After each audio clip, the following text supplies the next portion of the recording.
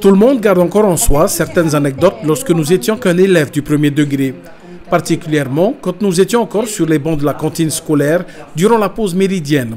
Qu'ils soient bons ou moins bons, ces souvenirs sont ancrés en nous. Mais saviez-vous que l'organisation, la gestion ainsi que la qualité du service rendu sont de compétences communales et que les communes qui ont choisi de gérer la restauration scolaire en régie ont toujours cherché à améliorer les choses? Nous sommes dans l'atelier où les discussions seront axées sur la pause méridienne. Ici, les élus et cadres impliqués dans la mise en œuvre du service de restauration scolaire des communes des Îles-sous-le-Vent se retrouvent pour trouver des pistes d'amélioration. Très vite, le débat est lancé. Une première question, comment considérer la pause méridienne comme un moyen d'apprentissage? Ou encore, comment ou que peut-on apprendre durant la pause méridienne? C'est-à-dire avant le temps du repas, pendant le repas et après le repas. Et quel est l'intérêt de la pause méridienne? À quel moment se situe cette pause méridienne? Quelle est sa durée? Nous, on a traité la thématique de la pause méridienne, considérer la pause méridienne comme un moyen d'apprendre, des apprentissages.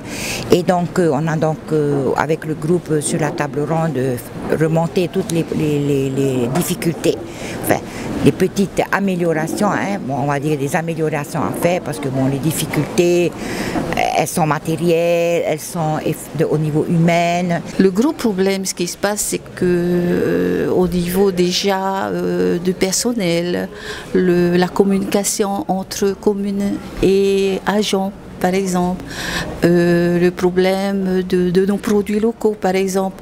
On a aujourd'hui, on n'a pas demain, c'est pas régulier. Je pense qu'il y a le respect aussi envers les agents, envers le personnel, envers les enseignants aussi et envers eux-mêmes aussi, entre élèves, il y a ça, le manque de respect. Si la pause méridienne doit permettre aux enfants de pouvoir se déconnecter des heures de classe, cela ne veut pas toujours dire qu'ils doivent être livrés à eux-mêmes après le repas. Ce qui pose justement un problème supplémentaire au niveau de la gestion des élèves. Alors le bruit, c'est comme dans toutes les cantines, hein. Comme on a été enfant, on sait comment ça se passe. C'est normal, en classe, on est entre quatre murs, on est sérieux, écouter la maîtresse, ils ont besoin de se détendre. C'est le seul endroit où on peut se défouler. C'est pour ça, je pense. Comme il fallait s'y attendre, plusieurs points à améliorer ont été soulevés, tels que la gestion du bruit pendant le repas, le choix et la gestion des menus, mais il y a un tout autre problème qui va être mis sur la table. Et là, tous sont unanimes et déterminés à se faire entendre un peu plus haut. La grande question, et là j'attire les Tawana là-dessus, c'est la partie de la pause méridienne entre la sortie de la cantine et la reprise de l'école. Okay. Hein? Cette partie, apparemment, elle pas de surveillance ou une tati, une femme de service qui est là. Et on a donc, dans notre atelier, proposé des pistes. On avait parlé sur la pause méridienne, le moment de la surveillance. Ah, okay. Il n'y a pas assez d'agents qui surveillent dans les cantines. Même au moment quand les enfants sortent de la cantine. Donc, comme la plupart des cantines, il n'y a que des CAE, ils font le service tout, la surveillance tout. Voilà, ils font tout en même temps, il n'y a pas assez. Bien que de nombreux points à améliorer ont été soulevés, on remarque aussi que d'une commune à une autre des Îles-sous-le-Vent, les menus proposés diffèrent. Aujourd'hui, on voudrait même proposer qu'un seul menu soit établi pour l'ensemble des communes d'Eraromat-Aï. Je pense à mon avis que ce serait bien. Et peut-être que par la suite, c'est pour éviter justement d'avoir des ruptures. Si on fait un gros menu pour le mois ou pour l'année, on peut aussi, ou pour 6 mois ou pour 3 mois. C'est tout dépend du gestionnaire aussi. Quand je parle de communes, c'est entre Réatea dans toutes les îles, qu'on puisse mettre une chose en place pour tout le monde en fait. La même chose aussi. Chez nous à Tara, on a un menu fixe pour toutes les cantines. Hein. C'est une cuisine centrale qui distribue et tout le monde a la même chose dans l'assiette.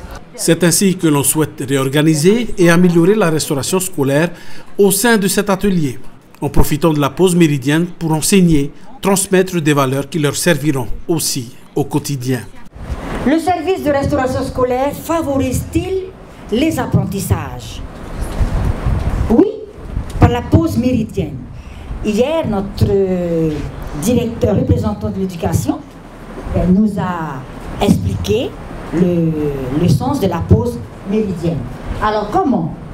Eh bien, il faut bien répartir le temps de la pause méridienne. Le temps du repas, qui est aussi un moment éducatif, c'est-à-dire même pendant le temps du repas, on apprend à l'enfant à se comporter à table, à se respecter d'abord, à respecter ses camarades, à respecter le personnel qui s'occupe de la restauration scolaire. On lui apprend également à éviter le gaspillage. Ici, nous avons eu l'exemple de Tabou où une charte de bonne conduite a été montée en partenariat avec les enseignants et le service de restauration scolaire. Et il y a eu des résultats puisqu'ils évaluent à chaque fois. Et puis il y a eu de très bons résultats. Pendant le temps du repas, on éduque également au goût. Bien souvent on dit nos enfants n'aiment pas les légumes. Non, il faut leur apprendre pourquoi ces légumes, on lui met ce légume dans le plat, qu'est-ce que ça peut lui apporter pour sa santé, etc., etc. Et puis aussi il faut varier la préparation de nos plats à partir de ces légumes. Donc il a besoin de savoir ce qu'il y a dans son assiette. La pause méridienne, c'est aussi le temps des activités. Pourquoi faire?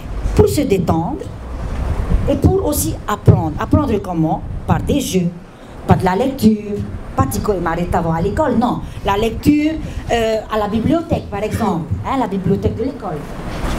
Et aussi un moment de sieste, pourquoi pas? Pourquoi tout ce temps, tous ces apprentissages pendant le temps de la pause méridienne? Ben pour qu'ils soient encore plus en forme d'attaquer la deuxième partie de la journée, c'est-à-dire l'après-midi, qu'ils ne viennent pas en classe trempés de sueur et puis avec le seul désir, la récréation pour que j'aille jouer et 3h30 je rentre chez moi. Non, voilà, donc il faut bien gérer ce temps de la pause méridienne. Et c'est pas facile. Il y a un problème, c'est ce qu'on a vu hier, un manque de personnel qualifié. Je rappelle que le temps de la pause méridienne est géré par qui? La commune. Ce n'est pas l'éducation, ce n'est pas les enseignants qui surveillent vos enfants, qui encadrent vos enfants.